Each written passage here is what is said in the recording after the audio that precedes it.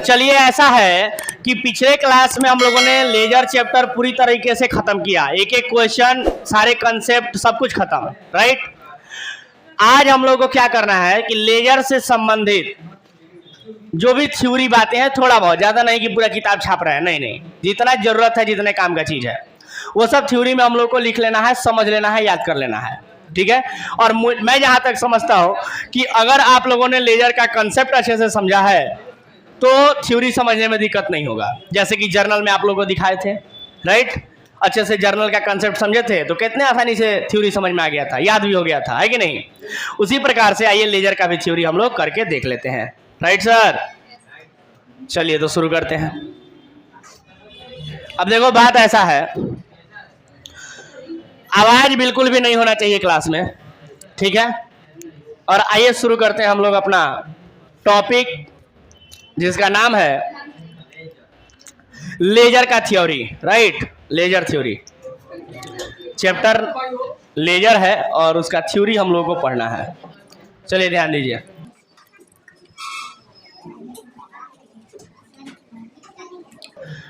तो सभी लोग हेडिंग बना लेंगे, एक कोई हमें किताब दे दे, है लेजर, हमें पढ़ना है लेजर का, है ना, थ्योरी पढ़ना है।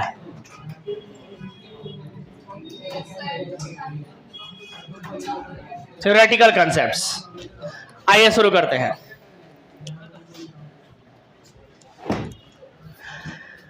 तो लेजर का थ्योरी कॉन्सेप्ट पढ़ना है। चलिए सर, थ्योरी आगे बढ़ने से पहले जब हम लेजर चैप्टर शुरू किए थे तो कुछ कॉन्सेप्ट बताए थे और मैं उम्मीद करता हूं कि आप लोगों को समझ में आया होगा। उसको एक बार रिपीट करके और फिर हम लोग थ्योरी पे आ जाते हैं। क्या था वो कॉन्सेप्ट कि सबसे पहले एक बिजनेस में क्या होता है सर, एक बिजनेस में एक ट्रांजैक्शन होता है। बिजनेस में क्या होता है, बिजनेस में ट्रांजैक्शंस होते हैं और उन ट्रांजैक्शंस को हम लोग क्या करते हैं, रिकॉर्ड करते हैं। कोई डाउट किसी को? ट्रांजैक्शंस को रिकॉर्ड करते हैं। कहां पे रिकॉर्ड करते हैं? सबसे पहले ट्रांजैक्शन को जो रिकॉर्ड किया जाता है उसको कहते हैं जर्नल, और इसीलिए जर्नल को प्राइमरी बुक कहा जाता है। मालूम है ना, प्राइमरी माने जो सबसे पहली बार रिकॉर्ड करे चीजों को, उसको प्राइमरी बुक कहेंगे। तो जर्नल में रिकॉर्ड किया जाता है और इसीलिए जर्नल को प्राइमरी बुक कहा जाता है। और जर्नल बनाने की प्रक्रिया को जर्नलाइजिंग कहते हैं। कोई दिक्कत? जो कि क्रोनोलॉजिकल ऑर्डर में रिकॉर्ड करता है। ये सारी बातें पिछले चैप्टर में बताए थे। क्रोनोलॉजिकल ऑर्डर में रिकॉर्ड करता है, मतलब डेट वाइज रिकॉर्ड करता है। इतनी बातें क्लियर है? उसके बाद जब रिकॉर्ड हो जाता है ट्रांजैक्शन तो क्या करते हैं, क्लासिफाई करते हैं। और क्लासिफाई कहां किया जाता है? लेजर में किया जाता है सर। मतलब जितने जर्नल में ट्रांजैक्शन बनाए हो उनको अलग अलग किया जाता है। कहां पर? लेजर में, ठीक है। और जर्नल से लेजर, जर्नल के मदद से ही लेजर बनाया जाता है। मतलब जर्नल बना रहेगा, रिकॉर्डिंग हुआ रहेगा, उसी मदद से हम लोग लेजर बनाते हैं। और जो लेजर बनाने की प्रक्रिया है, जर्नल से लेजर में पोस्ट करने की जो प्रक्रिया है उसको पोस्टिंग कहते हैं। इतनी बातें तो बताए थे ना, इसमें किसी को डाउट नहीं है? चलिए सर, इतनी बातें हम लोगों ने समझ लिया था और इसी के आधार पे हम देख सकते हैं, यहाँ पर एक बात है कि सर लेजर जर्नल के बाद बनता है और जर्नल में बनाए गए माने जर्नल में जो ट्रांजैक्शन को हम लोग रिकॉर्ड किए रहते हैं उसी को लेजर में ट्रांसफर किया जाता है, पोस्ट किया जाता है। पहली बार ट्रांजैक्शन यहाँ रिकॉर्ड नहीं होता है। पहली बार होता है क्या? पहली बार होता है क्या? नहीं सर, पहली बार नहीं होता है। आया बात समझ में? पहली बार ट्रांजैक्शन को रिकॉर्ड नहीं किया जाता है और ये जर्नल के बाद बनता है। लेकिन बनाना एकदम जरूरी है कि नहीं है? जरूरी है कि नहीं है लेजर बनाना? सर लेजर बनाना इतना जरूरी है कि बिना लेजर के आप किसी अकाउंट का हिसाब किताब नहीं कर सकते हैं। क्योंकि यहां पर हम बताए थे कि लेजर बनाना क्यों आवश्यक है। क्यों आवश्यक है लेजर बनाना? क्यों बनाते हैं ledger? Why we have to prepare ledgers? Yes, to know the balance of each account separately. यही लिखवाए थे ना। लेजर क्यों बनाते हैं हम लोग? वाई लेजर क्यों बनाते हैं सर? लेजर क्यों बनाते हैं? तो लेजर बनाया जाता है to know the balance of each account. यही है ना answer? Of each account separately, यानी हर अकाउंट का सेपरेटली यानी अलग अलग अलग अलग सेपरेटली अलग अलग हिसाब किताब जानने के लिए, बैलेंस जानने के लिए, मतलब हिसाब किताब जानने के लिए हम लोग क्या बनाते हैं, लेजर बनाते हैं। क्लियर है बात? तो आइए सर, इन्हीं सब बात, ये सब बातें हम जब लेजर चैप्टर शुरू किए थे तभी बता दिए थे, लेकिन अब इन्हीं बातों की मदद से कुछ थ्योरेटिकली बातों को हम लोग लिखते हैं। क्लियर है बात? आइए शुरू करते हैं सबसे पहले लेजर का मीनिंग से, मीनिंग या डेफिनेशन से। तो शुरू किया जाए। चलो सबसे पहले लिखो मीनिंग। लेजर का मतलब क्या है?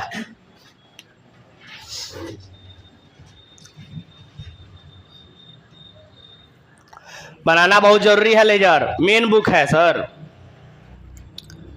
मेन बुक है, बनाना बहुत जरूरी है, इसके बिना काम नहीं चलेगा।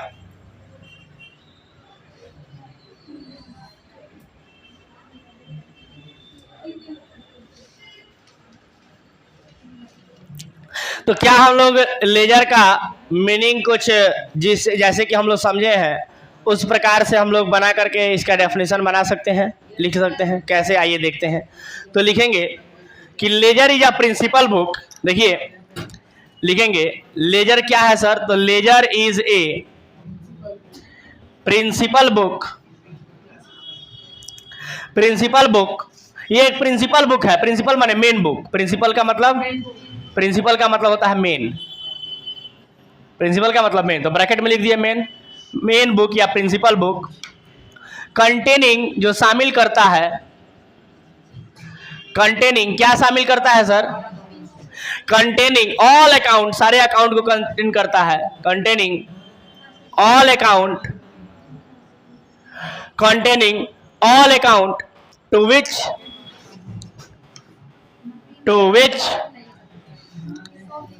containing all accounts, ध्यान दो इधर, containing all account to which entries are transferred, सारे अकाउंट को कंटेन करता है जिसमें क्या होते हैं, एंट्री ट्रांसफर किए जाते हैं, है ना। एंट्रीज आर ट्रांसफर्ड, एंट्रीज को ट्रांसफर किया जाता है। एंट्रीज आर ट्रांसफर्ड, एंट्रीज को ट्रांसफर किए जाते हैं। फ्रॉम जर्नल, जर्नल से ट्रांसफर किए जाते हैं ना सर, फ्रॉम जर्नल। क्यों किए जाते हैं? To know the balance of each account separately, है कि नहीं? To know the balance of each account, बोलो, ऑफ ईच अकाउंट सेपरेटली। किसी को दिक्कत? This is the simple definition of ledger. कि सर क्या है कि लेजर एक प्रिंसिपल बुक है, लेजर एक प्रिंसिपल बुक है जो कंटेन यानी शामिल करता है सभी तरह के अकाउंट को, सभी अकाउंट को कंटेन करता है। टू विच, जिसमें होता क्या है, एंट्रीज आर ट्रांसफर, एंट्री को ट्रांसफर किए जाते हैं। फ्रॉम जर्नल, जर्नल से ट्रांसफर किए जाते हैं। क्लियर है बात? यही होता है ना, जर्नल से ट्रांसफर किए जाते हैं। क्यों sir? To know the balance of each account separately, हर अकाउंट का अलग अलग हिसाब जानने के लिए किया जाता है, इसी को लेजर कहते हैं। कोई डाउट? मीनिंग समझ में आया क्या? Very good.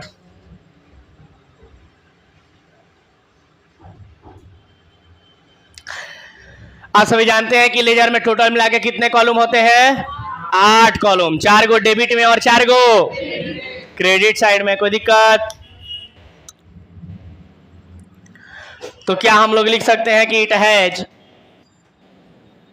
ये लिखना इसमें जरूरी नहीं है, मीनिंग या डेफिनेशन में लिखना जरूरी नहीं है, हम लोग फीचर्स में लिख देंगे, है ना। फीचर्स में हम लोग लिख देंगे। चलिए तो अगला हेडिंग बनाएंगे। अगला हेडिंग हम लोग बनाएंगे features of ledger. Features of ledger, इतना लिखने के बाद अगला हेडिंग क्या होगा? Features of laser.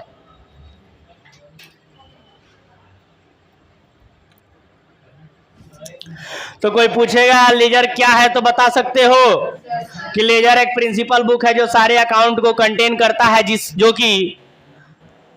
जिसमें कि सारे एंट्री जर्नल से ट्रांसफर किए जाते हैं, इसलिए क्योंकि हम सभी अकाउंट का अलग अलग हिसाब किताब जान सके। कोई दिक्कत? इसको लेजर कहते हैं। अगला हेडिंग हम लोग बनाएंगे फीचर्स ऑफ लेजर।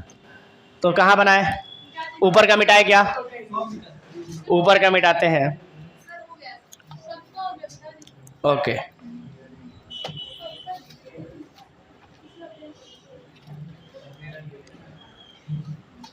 अगला हेडिंग हम लोग बनाएंगे फीचर्स ऑफ लेजर।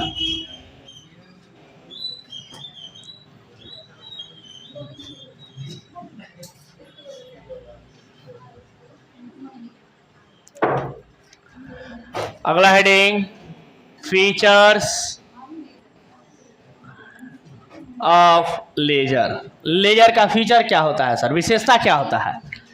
तो विशेषता में लिखना शुरू करेंगे, हेडिंग बनाइए फीचर्स ऑफ लेजर, और विशेषता में लिखना शुरू करेंगे कि लेजर सबसे पहली बात कि जर्नल से बनाया जाता है। लेजर कैसे बनाया जाता है?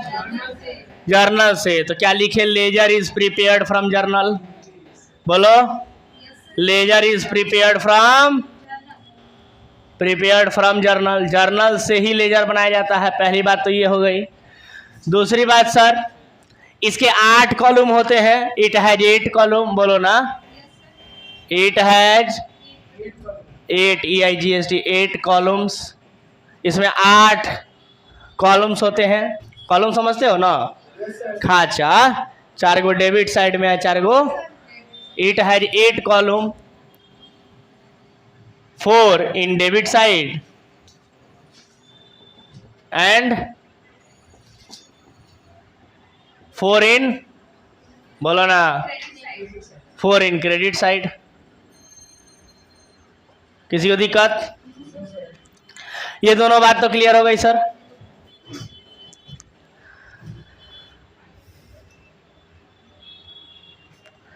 और आप लोगों ने देखा होगा कि सर लेजर क्या करता है, तो करंट बैलेंस को बताता है। जो हम लोग CD के बाद BD करते हैं ना, वो क्या होता है? हर महीने के ओपनिंग डेट का बैलेंस बताता है, करंट बैलेंस जिसको हम लोग बोल सकते हैं। तो ledger account show the current balance of all accounts. बोलो, लेजर क्या लिखेंगे? Ledger shows the current balance. बोलो, करंट बैलेंस को दिखाता है, shows the current balance of each account. हर अकाउंट का करंट बैलेंस दिखाता है। बोलो ना, करंट माने अभी समय वाला, अभी प्रेजेंट टाइम वाला। प्रेजेंट बैलेंस कह लो, करंट बैलेंस कह लो, दिखाता है। कोई डाउट किसी को?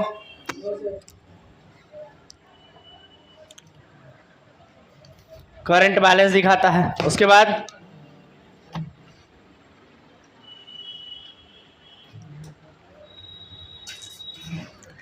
और भी लिखोगे?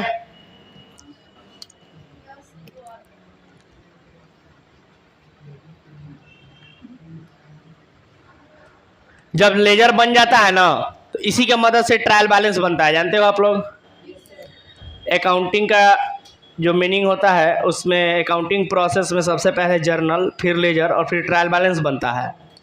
मतलब जर्नल लेजर के बाद ट्रायल बैलेंस, और ट्रायल बैलेंस के बाद फाइनल अकाउंट। तो ये लेजर के मदद से ही, जैसे जर्नल के मदद से लेजर आप लोगों ने सीखा कि जर्नल के मदद से लेजर बनाते हैं, उसी प्रकार से लेजर के मदद से ट्रायल बैलेंस बनता है और उसके मदद से फाइनल अकाउंट बनता है। मतलब लेजर हमें ट्रायल बैलेंस और फाइनल अकाउंट बनाने में हमारी मदद करता है। समझिए बात? तो यहाँ पर लिखेंगे इट हेल्प्स, ये मदद करता है।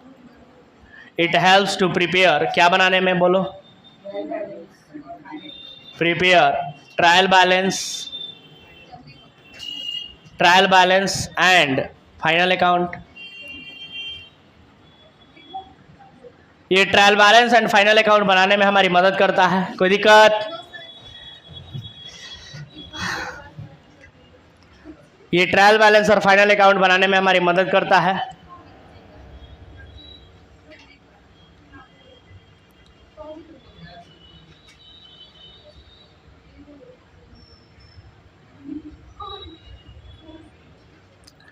कोई दिक्कत? और आप लोगों ने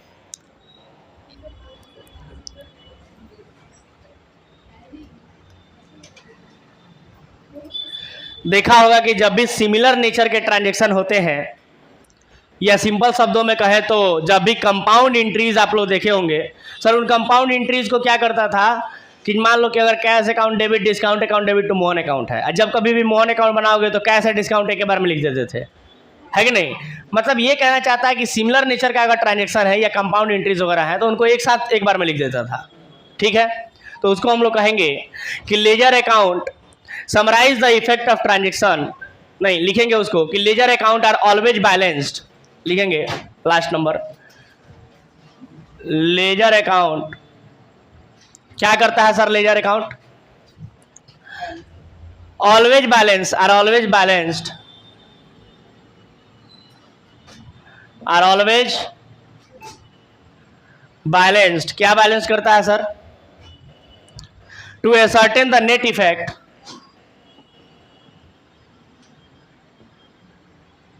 to ascertain the net effect, to ascertain the net effect of similar transaction,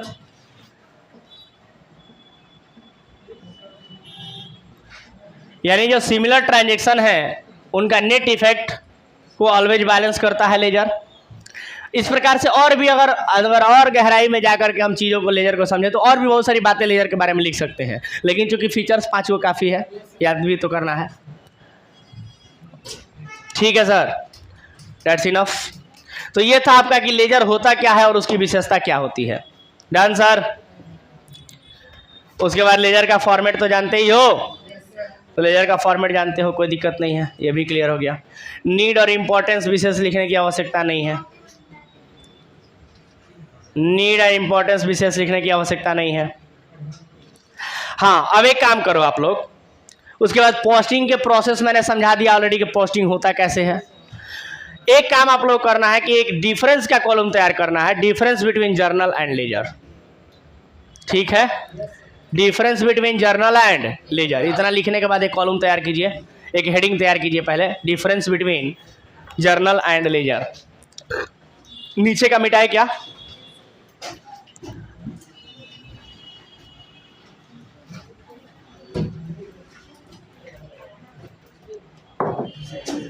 चलो हेडिंग तैयार करेंगे, difference between journal and ledger. Journal और लेजर के बीच का डिफरेंस हमें लिखना है, ठीक है सर। ज़्यादा नहीं लिखेंगे हम लोग, 2-3 को लिख लेंगे, काफ़ी है। तो कैसे होता है सर? सबसे पहले बेसिस हम लोग लिखते हैं, बेसिस लिखने के बाद इधर यहाँ पे लिखेंगे जर्नल, मतलब ऐसे खींच लेना है लाइन, और फिर इधर जर्नल लिखने के बाद इतना में लिखेंगे हम लोग लेजर के बारे में, ठीक है। मतलब जर्नल और लेजर में किस बेसिस पे, किस आधार पे, बेसिस का मतलब आधार, किस आधार पे अंतर हम लोग बांट रहे हैं। तो सबसे पहले अंतर की जब बात आती है तो सबसे पहले तो बुक्स ऑफ एंट्री की बात कर लेते हैं। तो आप लोग जानते हैं कि सर सबसे पहले जर्नल में बुक्स ऑफ अकाउंट रिकॉर्ड होते हैं। कोई भी ट्रांजेक्शन सबसे पहले कहाँ रिकॉर्ड होता है? जर्नल में। और जब जर्नल में रिकॉर्ड हो जाता है उसके बाद लेजर में, तो क्या हम इसको फर्स्ट बुक या ओरिजिनल एंट्री नहीं बोल सकते हैं क्या? और इसको क्या बोलेंगे? सेकेंड एंट्री बोलेंगे या सेकेंडरी बुक बोलेंगे, बोलो। तो लिखेंगे कि journal is a book of first, यहाँ पर सबसे पहले लिख लेंगे बुक्स ऑफ एंट्री, है ना, बेसिस में बुक्स ऑफ एंट्री। या अगर हम बात करें कि बेसिस में क्या लिखना है तो सबसे पहला नंबर में बुक्स ऑफ एंट्री, ठीक है, बुक्स ऑफ एंट्री आप लोग लिख सकते हैं पहला नंबर। तो जर्नल में क्या लिखेंगे सर? बुक्स ऑफ एंट्री में इट इज द बुक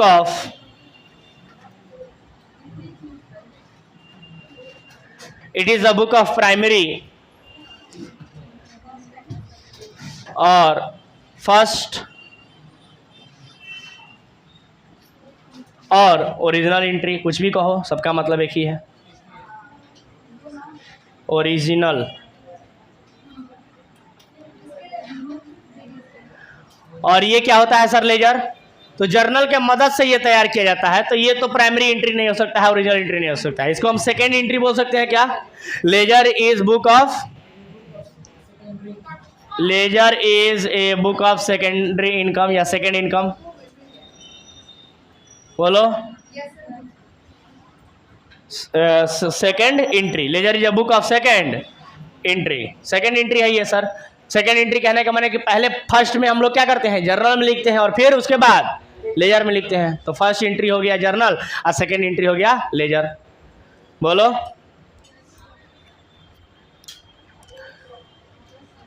और उसके बाद आप लोग जानते हैं कि जर्नल बनाने की प्रक्रिया को, प्रोसेस को क्या कहते हैं, बोलो। प्रोसेस जानते हो ना।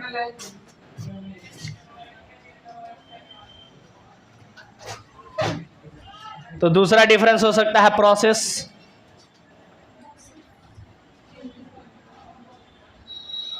प्रोसेस आप लोग जानते हो, जर्नल बनाने के प्रोसेस को जर्नलाइजिंग कहते हैं और लेजर बनाने के प्रोसेस को पोस्टिंग कहते हैं। तो लिखेंगे the process of recording, the process of recording, the process of recording in journal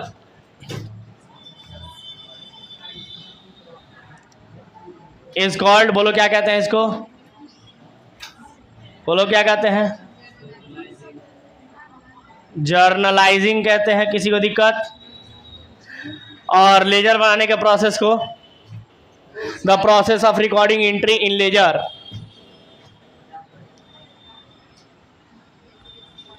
the process of recording entry in ledger is called posting. किसी को डाउट? ये सब बातें पहले ही बताया जा चुका है। पोस्टिंग कहते हैं इसको, है ना, और इसको जर्नलाइजिंग कहते हैं। तो दूसरा भी हो गया सर क्लियर। चलो एक और लिख लो।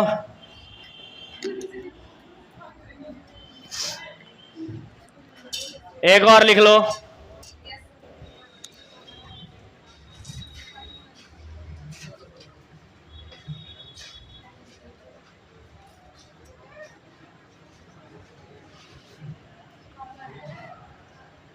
ऑर्डर लिख लो। ऑर्डर,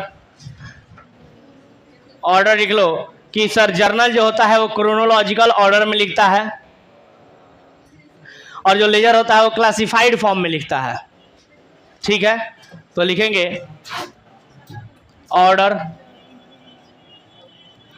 तीसरा हेडिंग बनाएंगे ऑर्डर बेसिस का, और लिखेंगे in journal transaction are recorded, in journal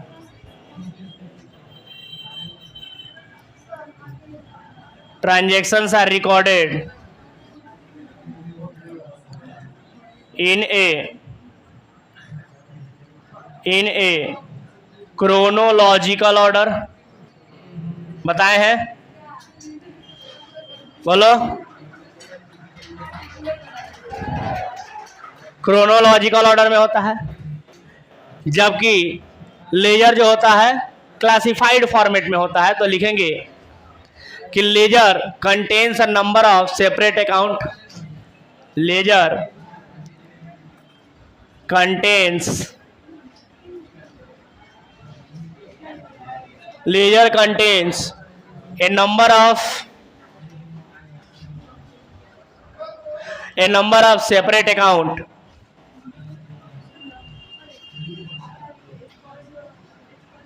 A number of separate account in a classified form। किसी को दिक्कत? देखो ये क्लासिफाइड फॉर्म में होता है ना, और ये क्रोनोलॉजिकल ऑर्डर में होता है। आप लोग देखते हैं कि लेजर जब हम लोग बनाते हैं, लेजर का कोई भी अकाउंट बनाते हैं, तो उसमें मतलब नहीं रखता है कि सर वो डेट वाइज हम लोग लिखे। मान लो कैश अकाउंट बनाना है, तो कैश जिस एंट्री में होगा उसी को ना लिखेंगे कैश अकाउंट में, क्लासिफाई करके।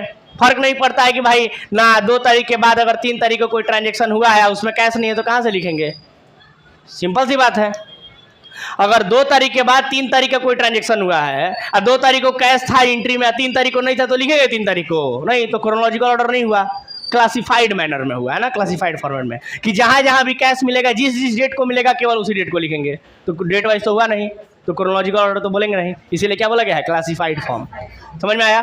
तो सर देखिए, कहने का मतलब कि चीज़ों को अच्छे से प्रैक्टिकली समझे हो तो थ्योरी आसानी से समझ में आएगा। समझ गए बात?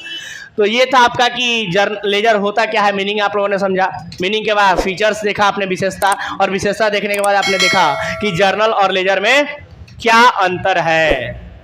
किसी को दिक्कत? और फॉर्मेट बताने की जरूरत नहीं है, फॉर्मेट आप लोग ऑलरेडी पहले से जानते हैं, बताया जा चुका है, तो उसमें टाइम वेस्ट नहीं करेंगे। किसी को कोई दिक्कत? बोलो ना। नहीं ना? अच्छा, एक बात आप लोगों से पूछना चाहते हैं, लेजर चूंकि आज पूरी तरह से खत्म हो रहा है, तो एक बात पूछना चाहेंगे आप सभी से। यस, जरा बात को सुनिए।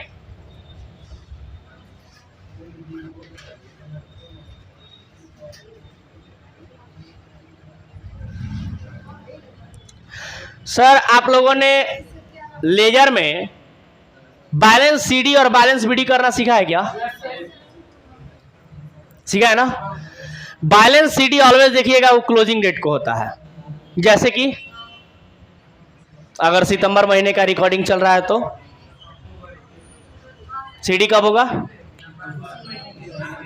30 सितंबर को होगा। और बीडी कब होगा? अगले महीने की 1 तारीख यानी अक्टूबर 1 को होगा। तो क्या हम बोल सकते हैं कि जो सीडी है वो क्लोजिंग बैलेंस को शो करता है, जबकि बीडी जो है वो ओपनिंग बैलेंस को शो करता है? बोलो ना। तो जरा गौर से मेरी बातों को सुनना। और ओपनिंग बैलेंस कहां कहां होगा पिछले क्लास में मैंने बता दिया था, एक जड़ी बूटी बताए थे, याद है? सर अगर एसेट और कोई एक्सपेंस है तो फिक्स है कि उसका बीडी बैलेंस किधर आएगा? डेबिट में आएगा। और अगर कोई लायबिलिटी, कैपिटल या इनकम हुआ तो उसका बीडी बैलेंस किधर आएगा? क्रेडिट में आएगा। ये फिक्स है। और ऐसी बातें फिक्स है सर, तो बीडी बैलेंस पहचानना तो आप लोग जानते हैं ना। जैसे एक आध एग्जांपल पूछे, कैश अकाउंट का बीडी किधर आएगा? डेबिट में। मशीन अकाउंट का, क्योंकि एसेट है तो डेबिट में आएगा। क्रेडिटर अकाउंट का क्रेडिट में आएगा बीडी बैलेंस। कैपिटल अकाउंट का बीडी बैलेंस किधर आएगा? क्रेडिट में आएगा। पहचाना जान गए हो ना?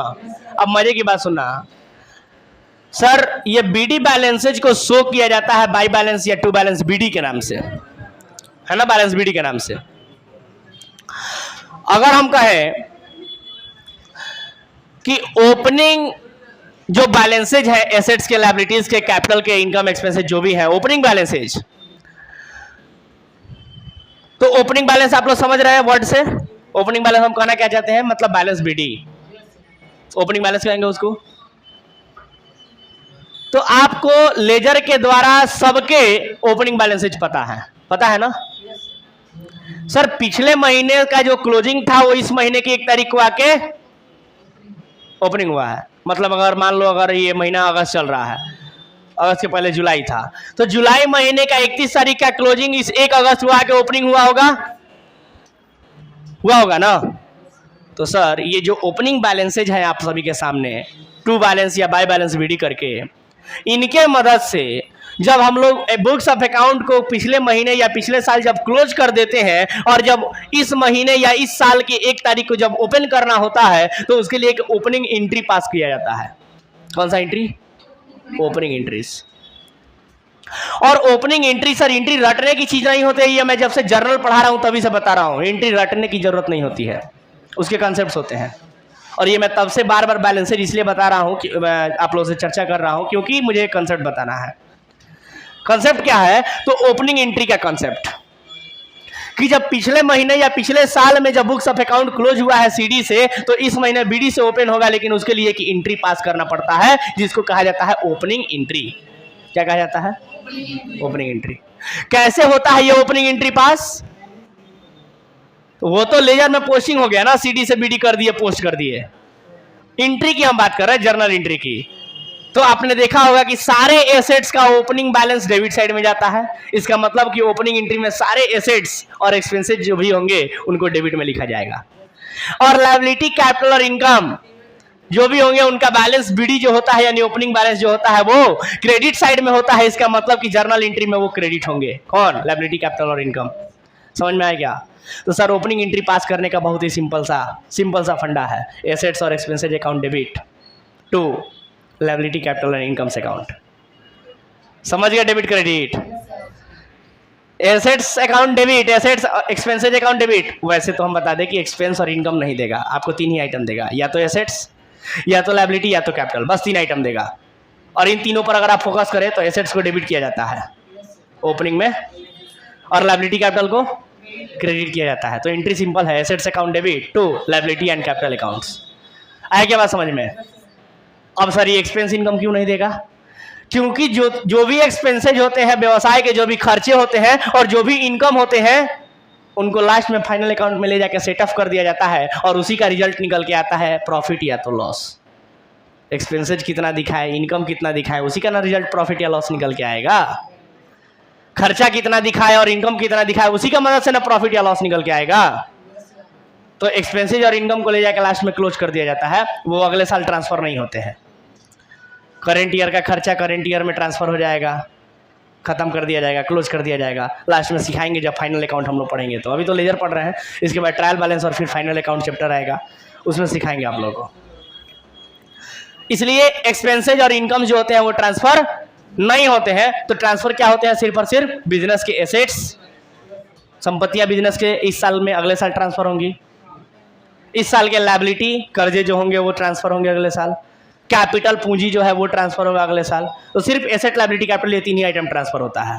तो जब ट्रांसफर होगा क्लोजिंग से ओपनिंग में, तो ओपनिंग एंट्री पास करना पड़ता है, और ओपनिंग एंट्री का फंडा मैंने आप लोगों को समझा दिया। कोई बताएगा? Assets account debit to liability account to capital account, खत्म। और आपको पहचानना होगा कि एसेट्स कौन कौन है, उनको डेबिट करते जाइए सबको। जैसे कैश दिया है, मशीन दिया है, स्टॉक दिया है, फर्नीचर दिया है, वगैरह वगैरह, समझ रहे हो? इन सबको डेबिट करते जाओ, इनके बैलेंस लिखते जाओ डेबिट साइड में। और जो लायबिलिटी दिया है, जो कैपिटल दिया है, सबको क्रेडिट में लिखते जाओ। जैसे लोन दिया है, बिल्स पेबल दिया है, क्रेडिटर दिया है, इन सबको कैपिटल दिया है, इन सबको क्या करो? क्रेडिट में लिखते जाओ, क्रेडिट में अमाउंट लिखते जाओ, एंट्री हो गया। समझे क्या? This is known as opening entry. और सर इतना इंपॉर्टेंट है ना, ये इतना इंपॉर्टेंट है, पता है बच्चों को, मैंने लोगों को नहीं पता होता है। हम देखें मेरे यहाँ फाउंडेशन में बच्चे आए थे अलग अलग जगह से 12th पढ़ के, उन लोगों को नहीं पता था, ये सब बात बताना पड़ रहा था। फाउंडेशन में भी पढ़ना है ये ओपनिंग एंट्री, ठीक है? तो जान लीजिए, क्योंकि बहुत रॉकेट साइंस नहीं है और मेरे दिमाग में अचानक से आया, मैंने सोचा कि अभी टॉपिक फिलहाल वही चल रहा है तो क्यों ना बता दें, है कि नहीं? तो ऊपर वाला मिटाए क्या हम? ऊपर का अगर मिटाएं और यहाँ पर हम अगर लिखते हैं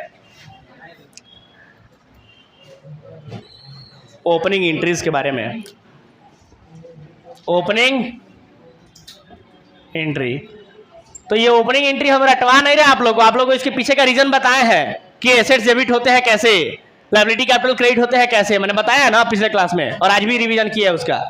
तो सर एंट्री क्या निकल के आया बोलो तो? जो भी एसेट्स होंगे सारे के सारे assets account debit to liability account, बोलो ना, और टू कैपिटल अकाउंट। कोई दिक्कत किसी को? सर यही एंट्री है सिंपल सा ओपनिंग एंट्री। अब आपको पहचान करके जो भी एसेट्स होंगे सबको डेबिट में लिख देना है, उसका अमाउंट सबके सामने लिख देना है डेबिट में, और जो भी लायबिलिटी कैपिटल होंगे उनके अमाउंट क्रेडिट में लिख देना है। This is simple opening entry, right? में भी पॉसिबल आप लोगों को मिले। अब मजे की बात सुनिए, कभी कभी आप लोगों को थोड़ा स्टैंडर्ड और बढ़ाते हैं, क्योंकि आज लेजर को खत्म करना है तो लेजर के बारे में थोड़ा बहुत और चर्चा कर लेते हैं, थोड़ा और एडवांस लेवल पे लेके जाते हैं। मान लीजिए कि आप लोगों के सामने ओपनिंग बैलेंस लिखा हुआ है, रखा हुआ है। जैसे जरा कॉन्सेप्ट समझिएगा, आप लोगों ने अभी अभी जो पढ़ा वो मंथ वाइज पढ़ा है ना, 1 महीने का एंट्री होता था, फिर उसका हम लोग लेजर बनाते थे, होता था। मान लीजिए कि जुलाई महीने का एंट्री तुम लोग कर लिए, लेजर भी बना लिए, सीडी करके बीडी कर दिए, तो नेक्स्ट महीने कौन से आ गए? अगस्त महीने में आ गए। अब अगस्त का तो एंट्री किए नहीं हो कि लेजर बनाओगे, तो अगस्त का एंट्री करना पड़ेगा ना सर। और अगस्त का जब एंट्री करोगे तो सबसे पहले ओपनिंग एंट्री करना पड़ेगा, और ओपनिंग एंट्री करने के बाद इस महीने में अब जो भी ट्रांजेक्शन होंगे उन सबका जर्नल एंट्री होगा, और फिर उनके लेजर पोस्टिंग होंगे। अब जरा सा लॉजिकली समझना, इस महीने का क्या किया तुमको, जरा लेजर के बारे में सोचो। अब तो सिंपल सी बात है, जर्नल कर लोगे, इस महीने का ओपनिंग जर्नल कर लिए, और उसके बाद नॉर्मली इस महीने में जो भी जर्नल होगा सबको करोगे, नॉर्मली जो जर्नल्स होते हैं उसको करोगे, ट्रांजेक्शंस को। लेकिन लेजर भी तो बनाना होगा। अब लेजर के बारे में जरा सोचो, अब ये सब लेजर जब बनाना शुरू करोगे तो एंट्रीज को ही तो लेजर बनाते हैं ना, और एंट्री में तो तुमको ये भी एंट्री मिलेगा, ओपनिंग एंट्री किए हो पास, इसको लेजर में कैसे दिखाओगे? इसको लेजर में कैसे दिखाओगे? तो लेजर का तरीका तुम लोग क्या सीखे हो कि सर कोई एसेट अकाउंट अगर हम बना रहे हैं, माने कोई भी अकाउंट बना रहे हैं, तो देखेंगे कि कौन से साइड में है और उस साइड जाएंगे और अपोजिट वाला सारा लिख देंगे। यही सीखे हो ना? जैसे कि मान लो अगर कोई एसेट है, जैसे कि कैश अकाउंट का लेजर मान लो, तो कैश अकाउंट गए, डेबिट में मिलेगा तो डेबिट साइड में जाओगे, अपोजिट वाला सारा अकाउंट लिख दोगे जितना लायबिलिटी कैपिटल सब दिया होगा? बिल्कुल भी नहीं। ओपनिंग एंट्रीज में ऐसा नहीं होते हैं। ये नॉर्मल पोस्टिंग में ऐसा रूल लागू होता है, नॉर्मली पोस्टिंग जो आप लोग सीखे हैं, लेकिन ओपनिंग एंट्रीज पे ये रूल लागू नहीं होता है, क्योंकि आप लोग जानते हैं कि सर क्लोजिंग एंट्री को बैलेंस सीडी से और ओपनिंग एंट्री को बैलेंस बीडी से लेजर में दिखाते हैं। डायरेक्ट बीडी बैलेंस लिख दीजिए, काम खत्म हो गया ओपनिंग एंट्री। सर सीखिए, चीजों को सीखिए, मजे की चीज है ये सब। ओपनिंग एंट्रीज को लेजर में पोस्ट किया ही नहीं जाएगा। ओपनिंग एंट्री को तो सर बैलेंस बीडी से दिखाया जाता है, आप लोग पढ़े हैं। यस, कैश अकाउंट बना रहे हो ना, तो कैश अकाउंट का, अरे ऑलरेडी तुम किए पड़े हो, तुमको तो करना भी नहीं है, क्योंकि जब सीडी किए थे तभी तुम बीडी कर दिए थे, याद करो। तुमको तो अलग से करना भी नहीं है, समझ रहे हो बात? अलग से करना भी नहीं है। तुम जिस समय सीडी किए थे, याद करो, उसी समय बीडी कर दिए थे, और उसी बीडी बैलेंस से जो का ना ये तुम जर्नल किए हो लेजर, अब फिर उसी को लेजर में पोस्ट करोगे। ऑलरेडी तुम बीडी किए पड़े हो, करने की भी आवश्यकता नहीं है। इसको ट्रांसफर ही नहीं करेंगे हम लोग। ओपनिंग एंट्री को ऑलवेज बैलेंस बीडी से दिखाते हैं, और आप लोग जानते हैं बैलेंस बीडी किसका किधर दिखता है। एसेट्स होगा तो डेबिट साइड में, लायबिलिटी कैपिटल होगा तो क्रेडिट साइड में, दैट्स ऑल। यानी ओपनिंग एंट्री को बैलेंस बीडी से दिखाया जाता है। लेकिन एंट्री समझ में आया क्या, कैसे लिखेंगे? और लेजर समझ में आया क्या, ओपनिंग एंट्री का लेजर कैसे बनेगा? कंफ्यूज नहीं होना है, समझ गए? एडवांस लेवल पे लेके गए हैं। नॉर्मली ये सब तुम लोगों की किताबों में नहीं दिख रहा है, दिखना चाहिए था, मजा आता पढ़ने में। कोई बात नहीं, मेरा काम है कि आप लोगों का लेवल एकदम बेसिक से शुरू करें, एडवांस लेवल पे लेके जाएं। और पता है फाउंडेशन लेवल तक का भी सवाल आएगा ना, तो बना सकते हो, ठीक है? तो चलिए, आज चूंकि समय हो चुका है, और आज मैं मानता हूं जहां तक कि पूरी तरीके से लेजर खत्म हो चुका है, तो आज के लिए मेरे तरफ से इतना ही। मिलता है अगले क्लास में, तब तक के लिए टाटा बाय बाय। पढ़ाई कीजिए अच्छे से, ठीक है? जो थ्योरी बताया गया उसको याद कीजिए। Thank you.